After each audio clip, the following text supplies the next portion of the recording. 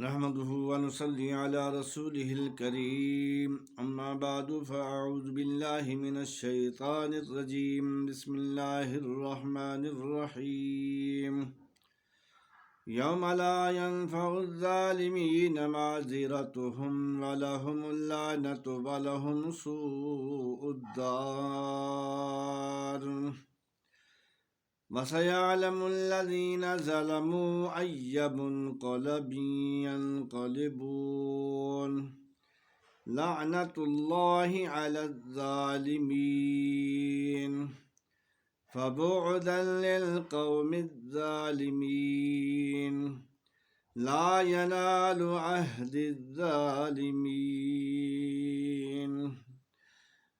صدق الله مولانا العظيم وصدق رسوله النبي الحبيب الكريم ونحن على ذلك لمن الشاهدين والشاكرين والحمد لله رب العالمين. سامعین، حاضرین حضرات، آج کا یہ جو بیان ہے یہ ظلم کے متعلق ہے کہ جو جیسا کرے گا ویسا بھرے گا. ظلم کیا ہے تو اس کے اوپر بھی ظلم ہو کر رہے گا، اور یہ دنیا میں اس کی سزا ہوگی. لیکن اللہ تبارک و تعالی کیا فرماتے ہیں؟ یوم لا ینفع الظالمین معذرتہم. ظالمین جو ظالم ہے اس کی کوئی معذرت قبول نہیں کی جائے گی، اور وَلَهُمُ اللَّعْنَةُ، اور اس کے اوپر اللہ تبارک و تعالی کی لعنت ہوگی. وَلَهُمْ سُوءُ الدَّارِ، اور اس کا ٹھکانہ برا ہوگا. برے سے کیا مراد؟ جہنم ہوگی. یہ آیت مبارکہ اللہ تبارک و تعالی نے اپنے قرآن مجید فرقان حمید میں بیان کی ہیں. سب سے پہلے میں یہ قابیل اور حابیل، یہ دونوں بھائی تھے. قابیل نے ظلم کیا، قتل کیا اپنے بھائی حابیل کو.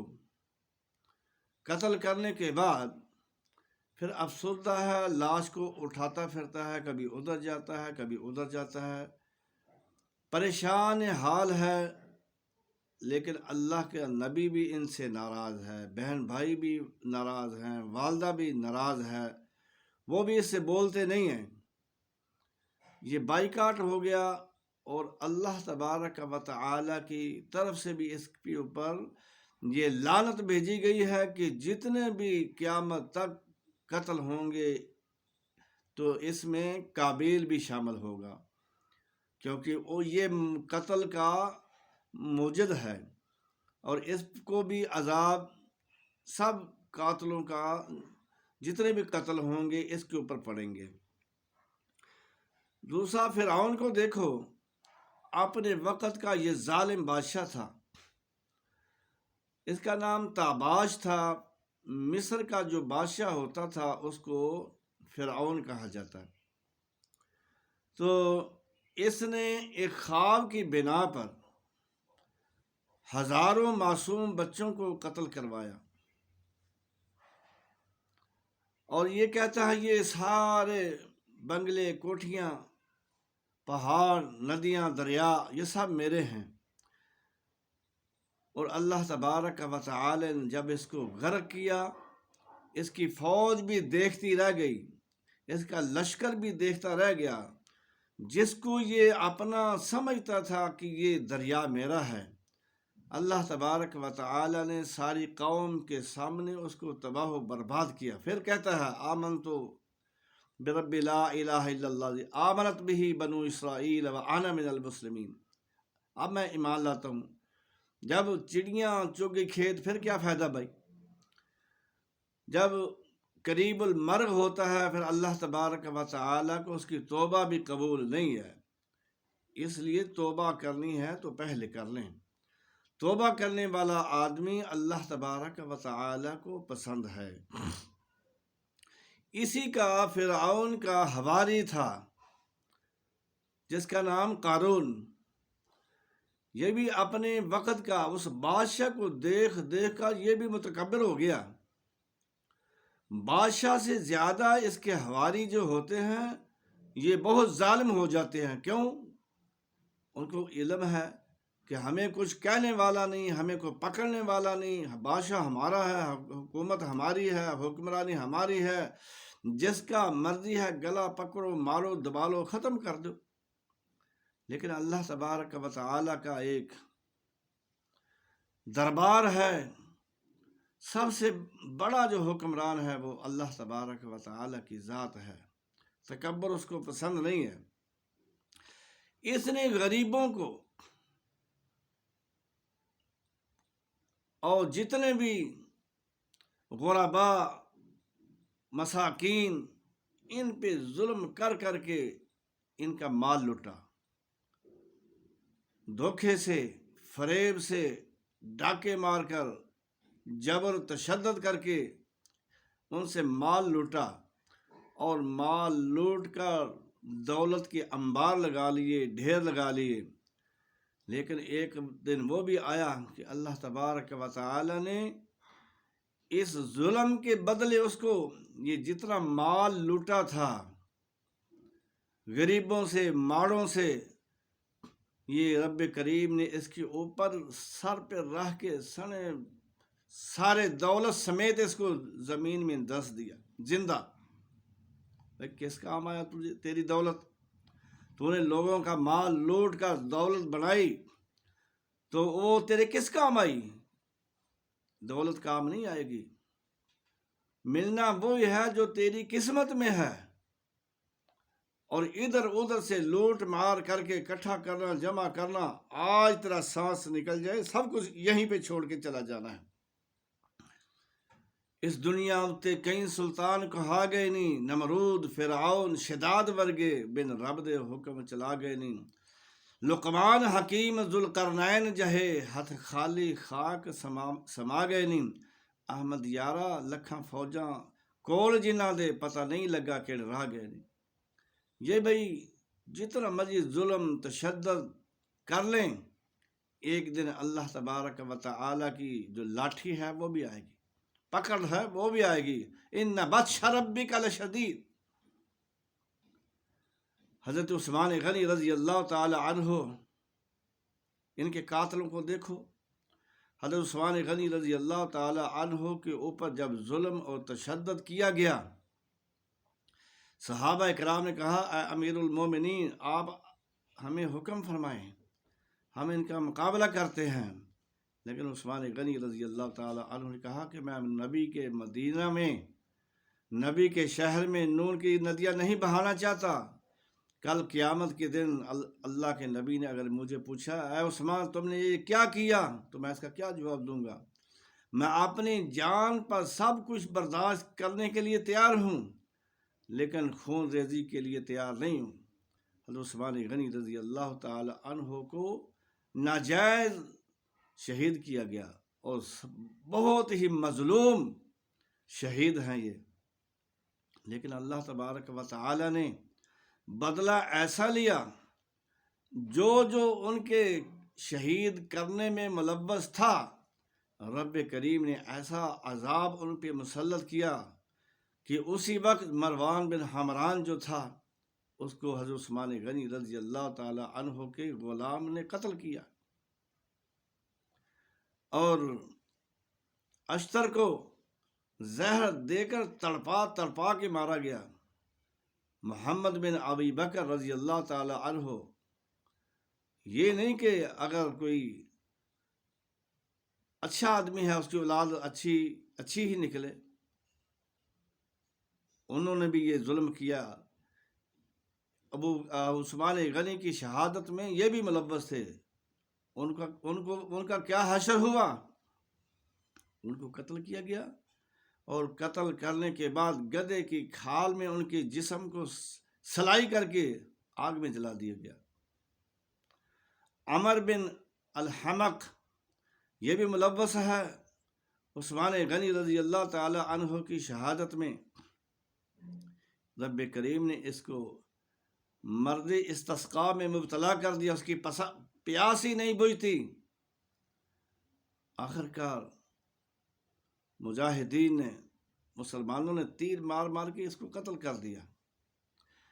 ایک آدمی جس کا نام بشر ہے، وہ خانہ کعبہ کا طواف کر رہا ہے،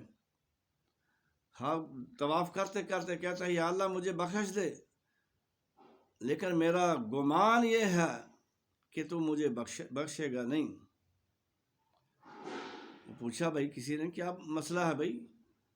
اللہ تبارک و تعالیٰ یہاں تو معاف فرما دیتا ہے، بخش دیتا ہے، اور تو کہتا ہے مجھے گمان ہے کہ اللہ تو مجھے بخشے گا نہیں، کیا مسئلہ ہے تیرا؟ اس نے کہا کہ میں وہ بدبخت ہوں جس نے حضرت عثمان غنی رضی اللہ تعالی عنہ کی وائف کو، بیگم کے ہاتھ پہ تلوار چلائی اور ان کی انگلیاں جو ہیں یہ کٹ گئی تھی میری تلوار سے، اور انہوں نے مجھے بد دعا دی تھی، اور یہ دیکھو میرا بازو جو ہے یہ سوکھا ہوا ہے۔